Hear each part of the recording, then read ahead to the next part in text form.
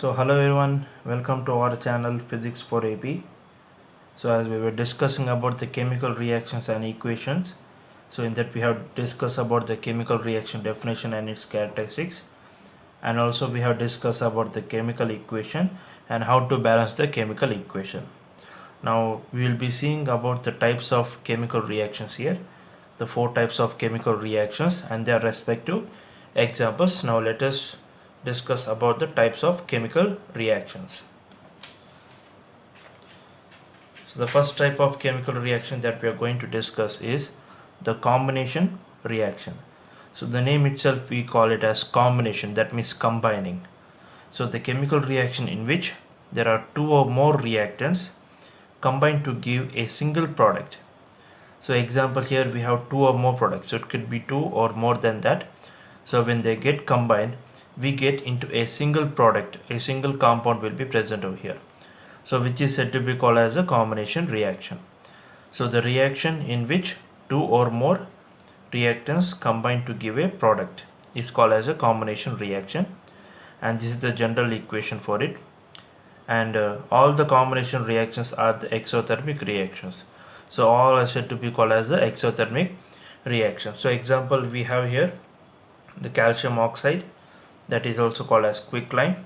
So when it reacts with the water, we get calcium hydroxide, CaOH twice, plus some amount of heat energy will be released here. So it is said to be called as exothermic reaction because in the reaction heat is being liberated, that means it is giving out the heat over here. So as heat is being liberating over here, it is said to be called as an exothermic reaction.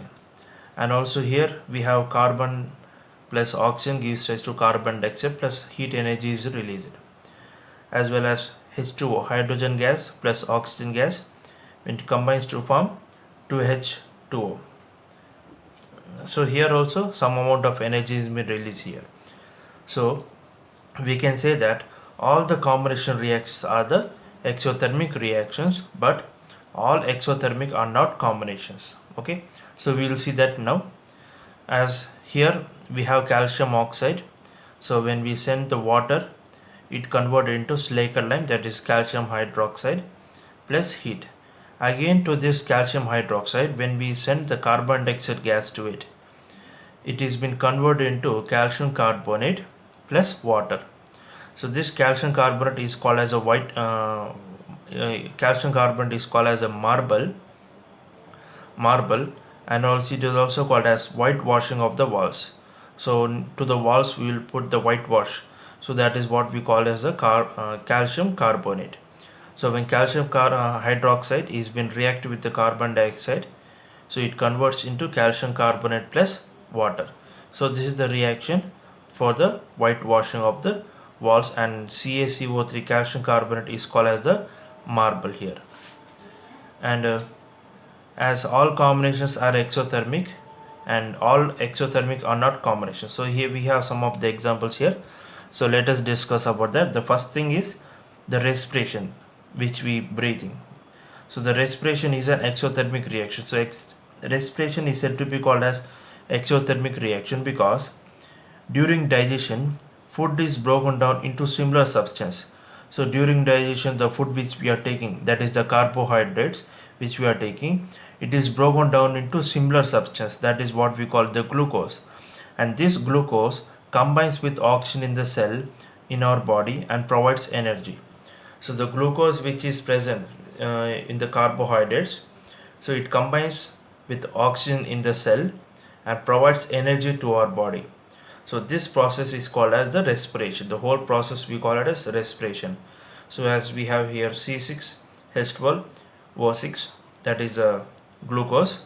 When it combines with oxygen, we release carbon dioxide plus H2O plus heat energy. So heat energy is also released over here.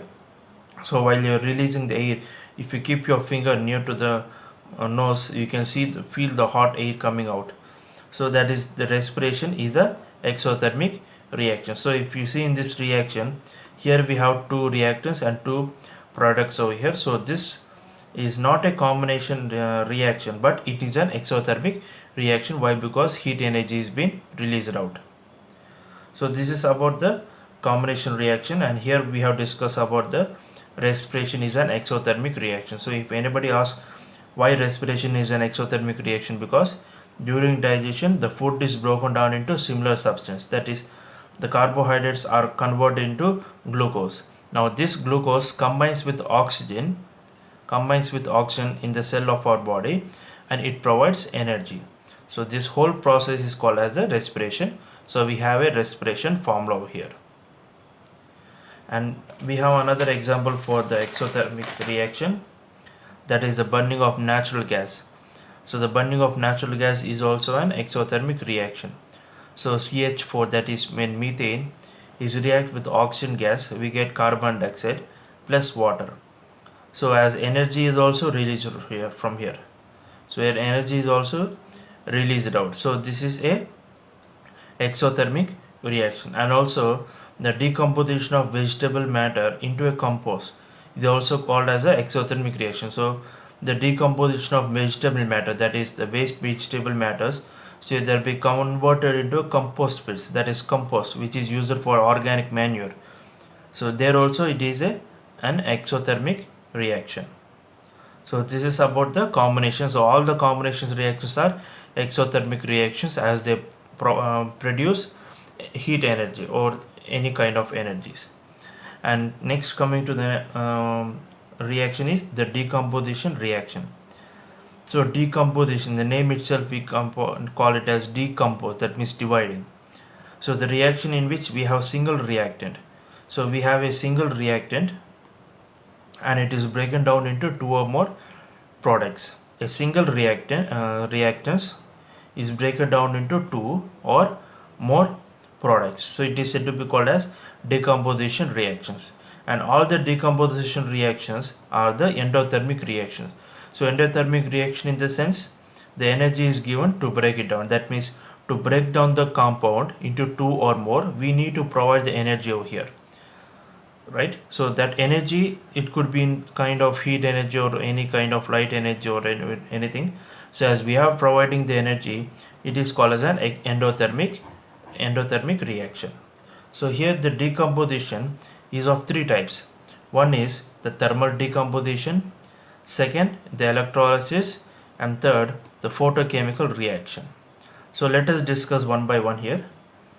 So the thermal decomposition. So thermal decomposition, in the name itself we call thermal, that is heat. So the reactants which is been divided into two or more products in the presence of heat. That means by giving heat it is been divided. So here we are having a calcium carbonate or limestone, CaCO3. When it is being heated, it is converted into quicklime, that is CaO, quicklime, plus carbon dioxide gas is released. So a single reactant, two products. At the same time also we have iron sulfate. When we heat, it converts into iron oxide, Fe2O3, plus sulfur dioxide and sulfurous oxide, sulfur trioxide. And also here we have lead nitrate. So when we heat, we get lead oxide plus nitrogen gas plus oxygen. So when the lead nitrate is taken into a test tube and being heated with the Bunsen burner, so we get lead oxide and nitrogen dioxide. So nitrogen dioxide is the brown fumes, that is the brown color gas which elaborates from it. So is the brown fumes, which is the nitrogen dioxide, and also oxygen gas has been released here. So we have one reactant, one, two, three products over here. So which is the thermal decomposition reaction, and which comes under the heat, in the presence of heat. And second is the electrolysis, so which is in the presence of electricity. So for this we have taken a jar, we have taken two graphite rods. So the two graphite rods are connected to the anode and the cathode, that is to the power source. Now one graphite we have taken as a test tube. So for another graphite we have taken another test tube, and we have taken water inside. So when we pass the electricity over here, that means high voltage of electricity. So when we give voltage of electricity over here, so the water which is present inside is made up of hydrogen and oxygen molecules. So that is H2O, which is made up of hydrogen and oxygen, are divided into H2 and O2. So O2 is connected near to the anode, so O2 is connected near to the anode, and H2 is connected near to the cathode over here. Now the gas which is released over here, that is hydrogen and oxygen, are in the ratio of 2:1 ratio. That is, if we get 1 time of oxygen, we get 2 times of hydrogen. If we get 2 times of oxygen, we get 4 times of hydrogen. That means double. That means the volume of the hydrogen gas and the oxygen gas are been doubled over here. So as we know that according to law of conservation of mass, atoms are not created and destroyed, and the masses before the reaction and after the reaction both will be same. To maintain that balance, we have balanced it, and when it has been decomposed, we have 2 moles of hydrogen and 1 mole of oxygen, which gives 2:1 ratio of the volume of H2 and O2. As well as coming to the masses, we have 4:16. 4:16 in the sense 1:4 ratio of the masses of hydrogen and oxygen gas we are getting here. That is 1:4 ratio of hydrogen and oxygen masses. So as we are dividing it in the presence of electricity, so this decomposition reaction is a type which we call it as the electrolysis reaction. And coming to the third reaction, that is the photochemical reaction. So the photochemical reaction which is present in the presence of sunlight over here. So the name photo, which means the photons, that is the sunlight, and the chemical represents the chemical which we are dividing here. So the reaction, so here we have silver chloride. So when it is present in the sunlight, it is been converted into gray color. So Ag plus Cl2, that silver plus chlorine gas is been evolved over here. At the same time, AgBr, which is of a pale yellow color, silver bromide. So when it is kept in the sunlight, it is converted into gray color also, that is 2Ag silver plus bromide. And this reaction is used in the black and white photographs. In olden days, we have the black and white photographs. For that, they use this silver bromide reaction over there to get the photographs here. And also we have another reaction which is a photochemical reaction in the presence of sunlight, but it doesn't comes under the decomposition reaction, that is the photosynthesis reaction. So the photosynthesis reaction which we have it, that is 6CO2, that is 6CO2 plus 6H2O gives rise to C6H12O6 plus 6O2. So the reaction which we have here is it is a photosynthesis reaction which comes under photochemical reaction, as it is in the presence of sunlight and chlorophyll sunlight, but this is not under the decomposition reaction. And also the photosynthesis reaction is a endothermic reaction, so quite opposite. So photosynthesis, which is used by the plants, and the respiration is which is used by the humans. So respiration is an exothermic reaction, and the photosynthesis is the endothermic reaction, as it needs sunlight to prepare its food. So this is about the decomposition reaction. So it divides one reactor into 2 or more, and it is an endothermic reaction. So here we have 3 types. One is thermal decomposition in the presence of heat, electrolysis, and the photochemical reaction in the presence of sunlight. So for each and every method here we have given you the examples. So these examples are very important in the examination point of view. And coming to the next reaction is the displacement reaction. So the displacement reaction, the name itself we call displace, that means replacing it. So what we are replacing here, let us see. So the reaction in which one element is displaced or it is being replaced by another element, which we call it as the displacement. So example, here we have equation, the general equation. So we have A plus BC. BC means it is a compound. So gives rise to B is being placed out in the place of A. That is B is being coming out, and A is being replacing over there to form AC plus B. So this type of reaction is said to be called as displacement reaction, or it is also called as single displacement reaction.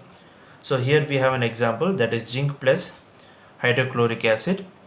So gives rise to, so the zinc is being converted added with the chlorine to form zinc chloride, plus hydrogen gas has been evolved over here. As well as iron plus copper sulfate gives rise to iron sulfate plus copper displaced. So zinc plus copper sulfate gives rise to zinc sulfate plus copper, and lead plus copper chloride or cupric chloride, so combines to form lead chloride plus copper over here. And coming to this over here, so copper, when it reacts with iron sulfate, do we get any reaction? That is the opposite of this.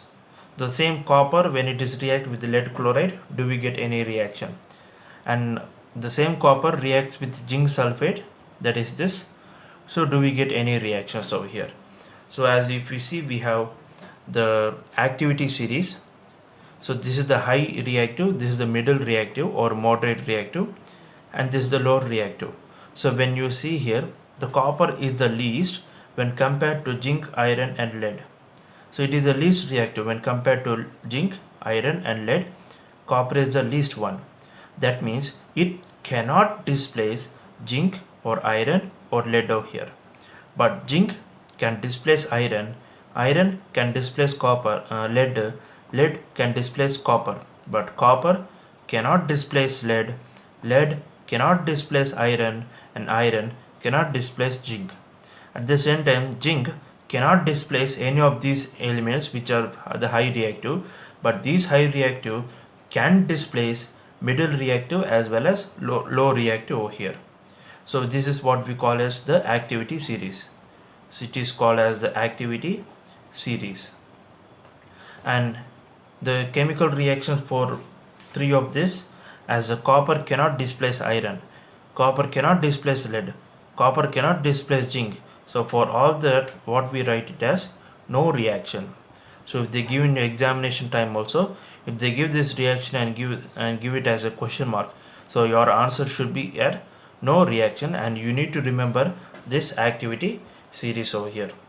So activity series, mostly they will be asking about this middle reactive over here, and better to memorize the high reactive, middle reactive and low reactive activity series over here, as it is important. And coming to the next chemical equation, that is the double displacement reaction. So same as the displacement reaction here, in displacement we have only one single displacement, but here we have two displacement, that is double displacement of here. So the reaction in which two elements are being replaced or displaced over here.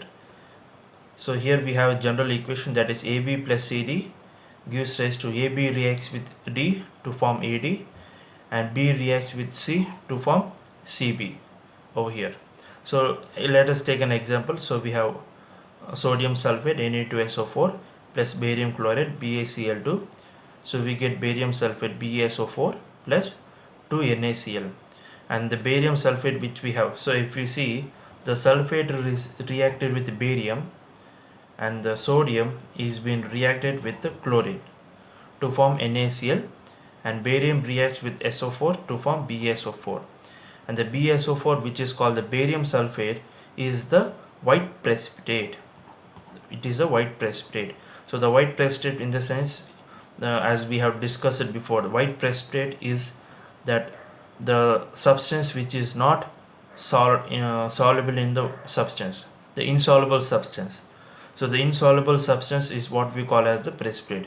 So in this reaction, the barium sulfate is the insoluble substance, and which is in white in color. And at the same time, we have another reaction, that is when lead nitrate, so when lead nitrate, that is PbNO3 of twice, is being react with potassium iodide. So when it gets combined, so the nitrate combines with potassium to form potassium nitrate, and the lead combines with iodine to form lead iodide. So this lead iodide is called the yellow precipitate over here. So the yellow precipitate, which is the insoluble substance here.